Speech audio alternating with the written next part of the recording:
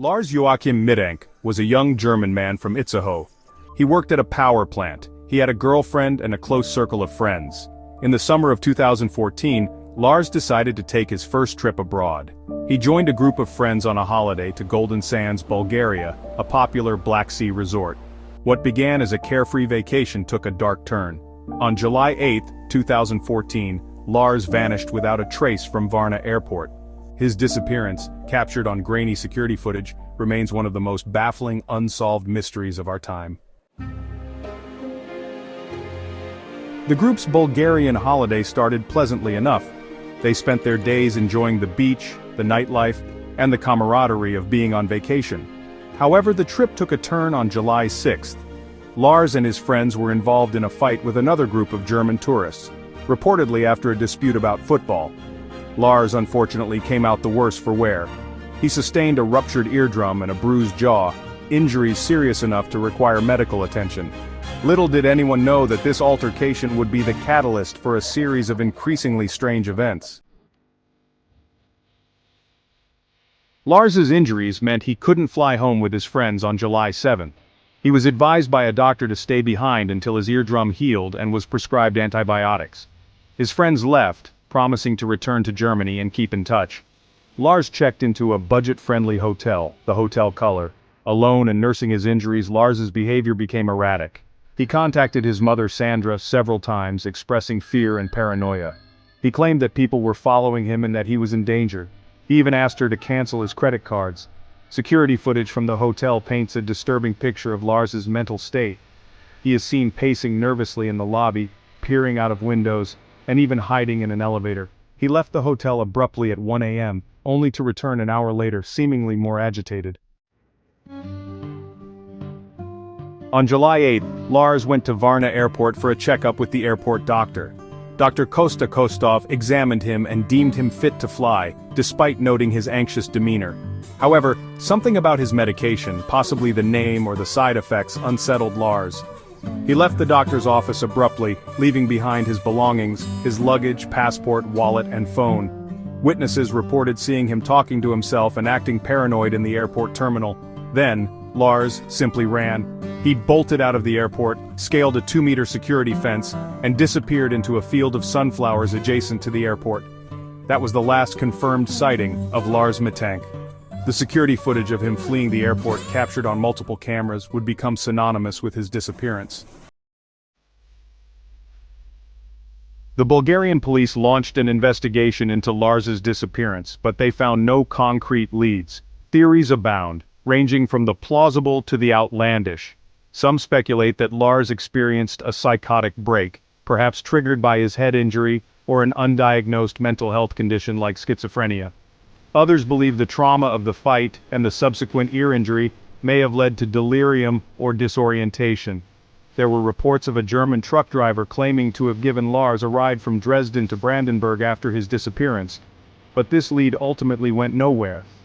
A man resembling Lars was even spotted in Brazil in 2016, but this turned out to be a case of mistaken identity.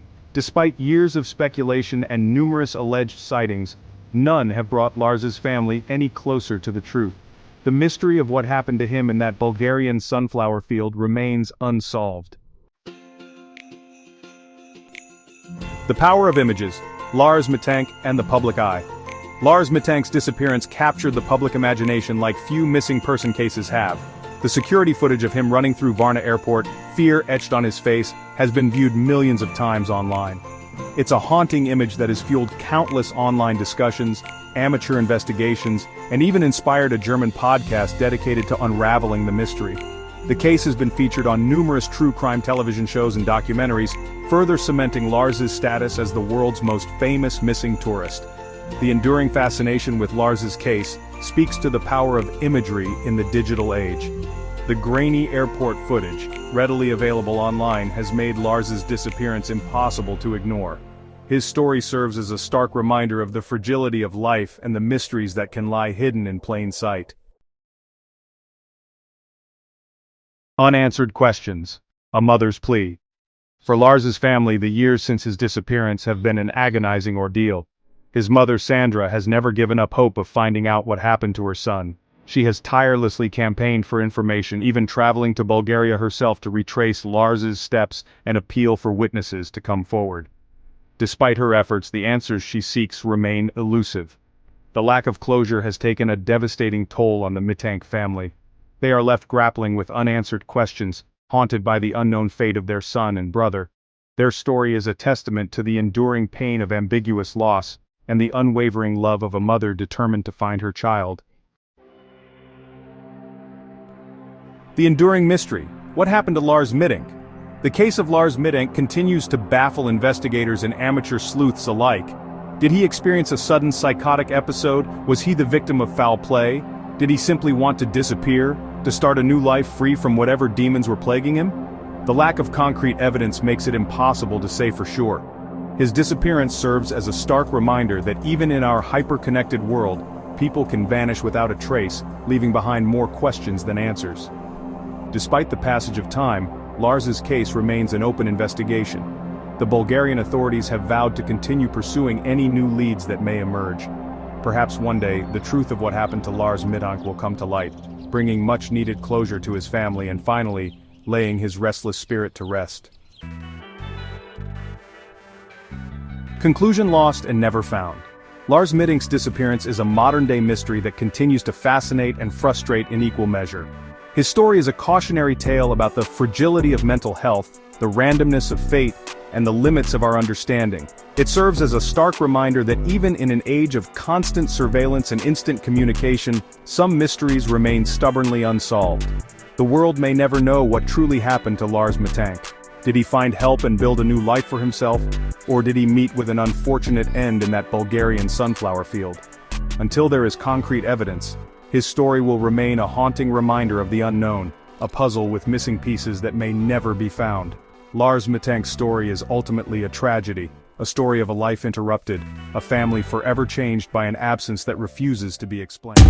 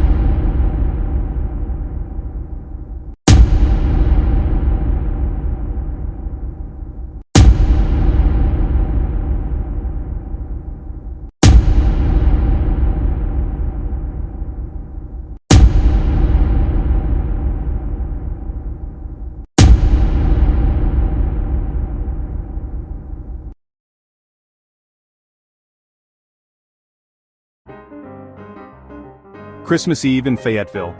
The town was blanketed in a serene layer of snow, transforming it into a picturesque winter wonderland. The streets were adorned with twinkling Christmas lights, casting a warm glow that reflected off the snow-covered ground. It was a scene straight out of a holiday postcard where every corner seemed to whisper the magic of the season. The air was crisp, filled with the promise of Christmas. Families bundled up in their warmest clothes, their breath visible in the cold night air, as they strolled through the town, greeting neighbors and friends with cheerful smiles and hearty Merry Christmas wishes. The sense of community was palpable, as everyone came together to celebrate the joyous occasion.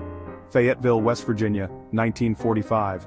A time when the world was still recovering from the ravages of World War II. The town, like many others across the nation, was slowly rebuilding and finding its way back to normalcy. The holiday season brought a much-needed respite, a chance for people to forget their troubles and immerse themselves in the festive spirit. Lights twinkled, carols played softly, the sound of children laughing and playing in the snow filled the air, mingling with the harmonious voices of carolers who went from house to house, spreading joy through their songs. The entire town seemed to be wrapped in a blanket of warmth and love despite the cold winter night. The Great War was over and a sense of relief hung in the air. People were eager to move forward, to embrace the future with hope and optimism. The post-war celebrations were a testament to the resilience of the human spirit, a reminder that even in the darkest of times there is always light at the end of the tunnel. But for the Sotter family, the night would turn into a nightmare, one that would shatter their world and leave them with unanswered questions. The Sotters were a close-knit family, known and loved by their neighbors. They had gathered in their cozy home, the warmth of the fireplace contrasting with the cold outside, ready to celebrate Christmas Eve together. A chilling mystery that would haunt the nation for decades to come. As the night wore on, an inexplicable tragedy struck, leaving the Sotter family and the entire town of Fayetteville in a state of shock and disbelief. The events of that fateful night would become one of the most enduring mysteries in American history, a story of loss, hope, and the relentless search for answers. The Sotter family. George and Jenny Sotter, Italian immigrants, had built a good life. They had a big family, 10 children, their home bustling with laughter and love. Christmas was always special, a time for family, for warmth, for togetherness. But this Christmas, the warmth of the season would be tragically extinguished. A night of terror. The fire started after midnight. Flames engulfed the Sotter home, smoke billowing into the night sky. George and Jenny escaped, along with 4 of their children, but 5 others remained trapped inside. Frantic, George tried desperately to re-enter the inferno, but the flames drove him back. The fire truck mysteriously never came. Searching for answers.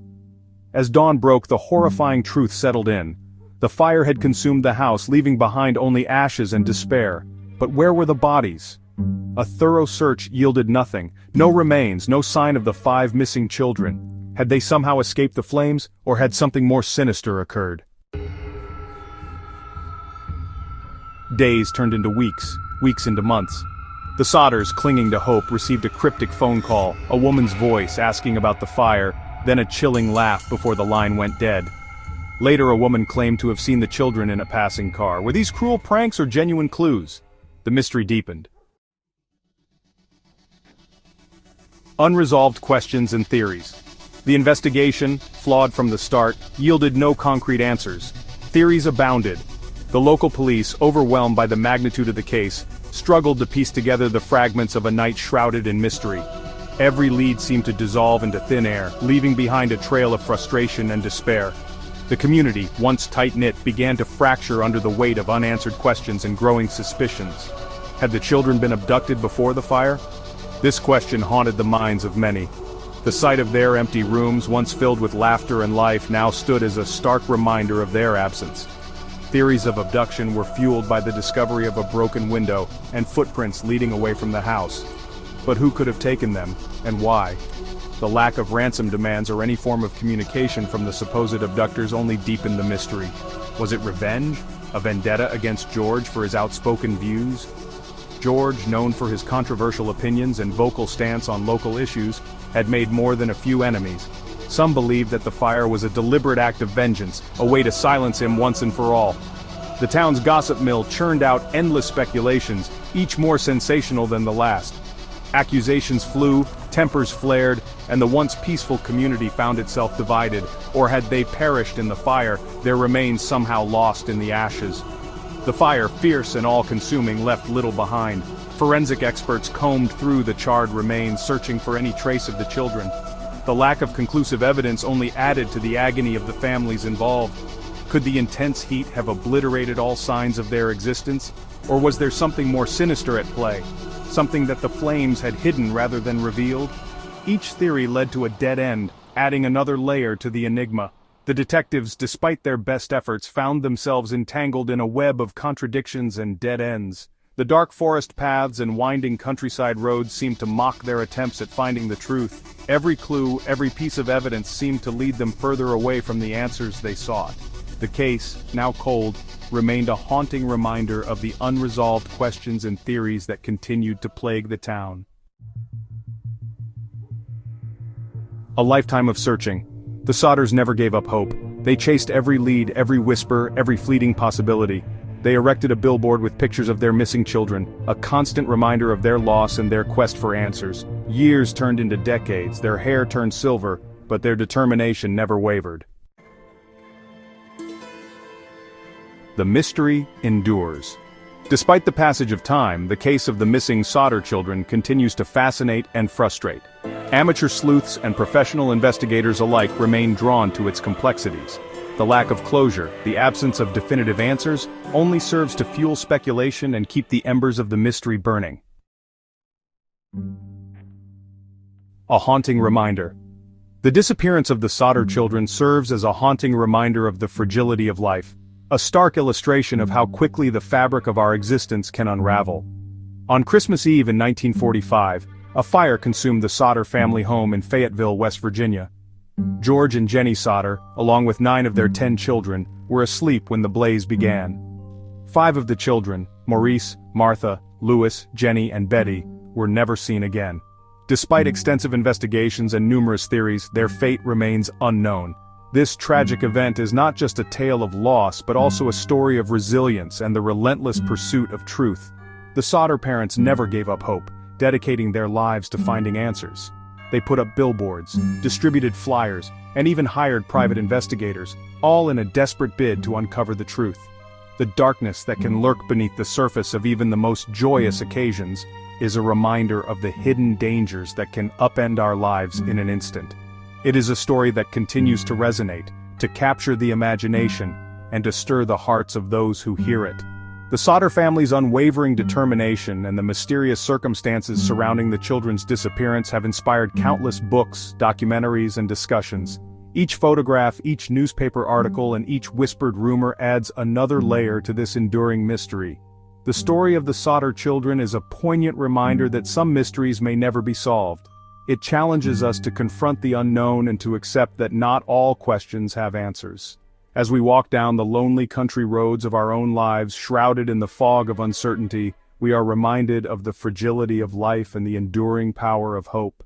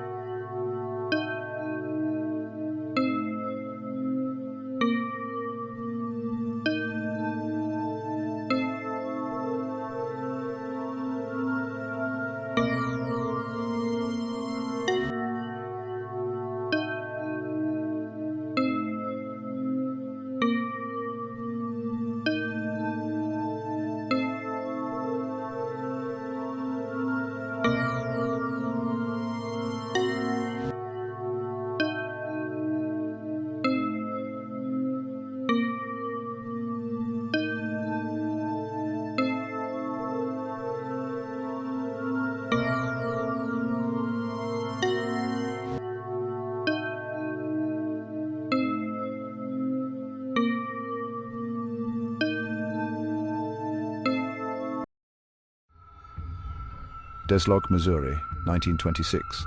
A town where time seemed to drift by like the lazy current of the big river. Simple lives, simple pleasures. Until the night the darkness deepened. The night Constable Sam Doss drew his last breath. He was a guardian of this peace, a man who knew every face, every corner. But even in a town like Desloge, shadows lurked, and on that fateful night, one of those shadows would claim the life of a good man, leaving behind a mystery that would echo through the decades. Sam Doss, a man of the law, a man of the people.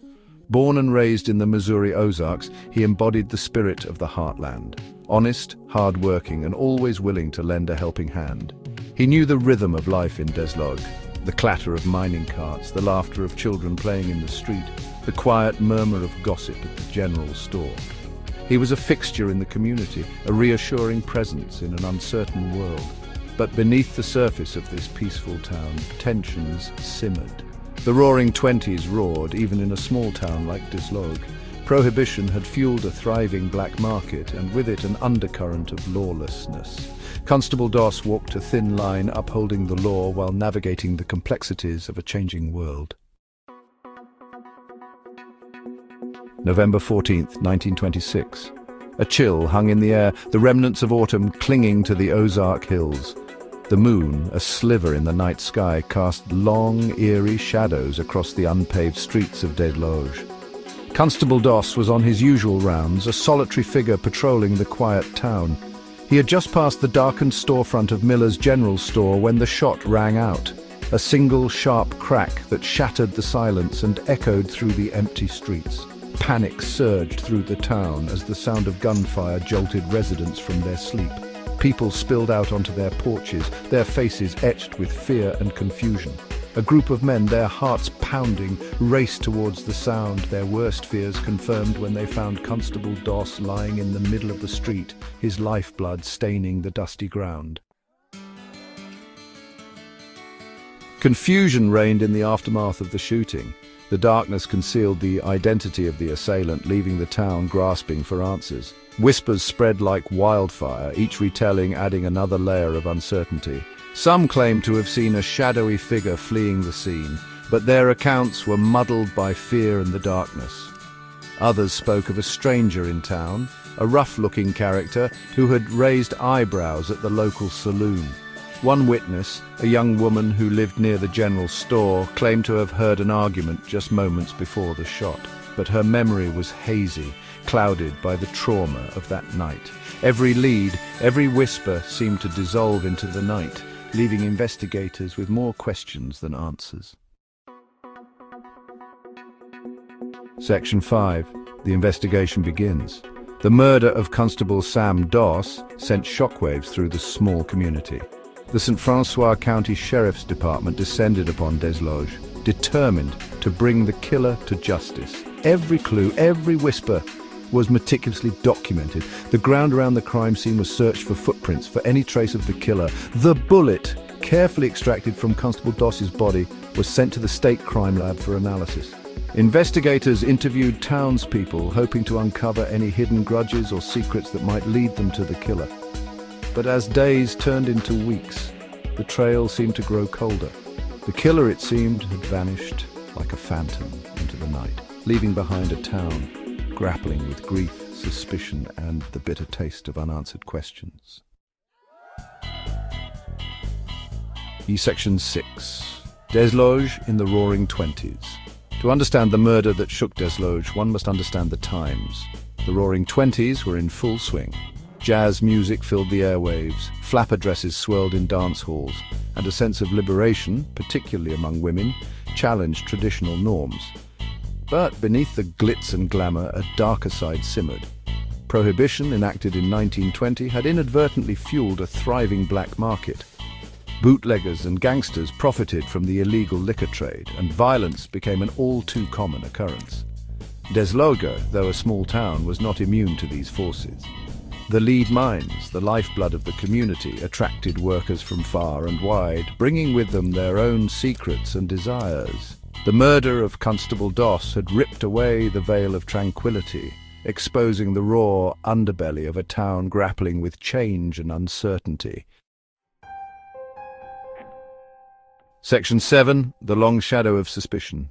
As weeks turned into months, the investigation into the murder of Constable Doss seemed to hit a dead end. The leads had run dry, the whispers had faded, and the killer remained elusive. Suspicion, however, lingered like a stubborn fog. It settled over Desloge, poisoning relationships and fueling paranoia. Whispers turned into accusations, friendships fractured under the weight of doubt. Some pointed fingers at outsiders, at the rough-looking men who had passed through town, drawn by the promise of work or the lure of the black market. Others whispered about local rivalries, about long-held grudges that had finally boiled over into violence. The investigation had stalled, but the shadow of suspicion continued to loom large over Desloge, a constant reminder of the unsolved murder that had shattered their peace. Section 8. Justice Unresolved. Years passed. The Roaring Twenties gave way to the Great Depression, and the world outside Desloge continued to spin. But the murder of Constable Sam Doss remained an open wound, a chilling reminder of the vulnerability of life, even in the heartland of America. Despite the passage of time, the case never officially went cold. The St. Francois County Sheriff's Department kept the file open, a testament to their unwavering commitment to seeking justice for Constable Doss. Over the years, new leads would emerge, only to fade away like mirages in the desert. Witnesses would recall long-forgotten details, their memories blurred by time and trauma. But the killer, like a phantom, remained just out of reach. Section 9. A town forever changed. The murder of Constable Sam Doss left an indelible mark on Desloge. It was a loss of innocence, a stark reminder that even in the most peaceful of places, darkness could lurk around any corner. The town never forgot their fallen constable. His memory lived on in the stories whispered from generation to generation, a cautionary tale about the fragility of life and the enduring power of mystery. The murder of Constable Doss became a part of Deslog's fabric, a somber thread woven into the tapestry of its history. It served as a reminder that even in the smallest of towns, secrets could fester, and justice sometimes remained elusive. And so the mystery lived on, a haunting echo in the heart of the Missouri Ozarks.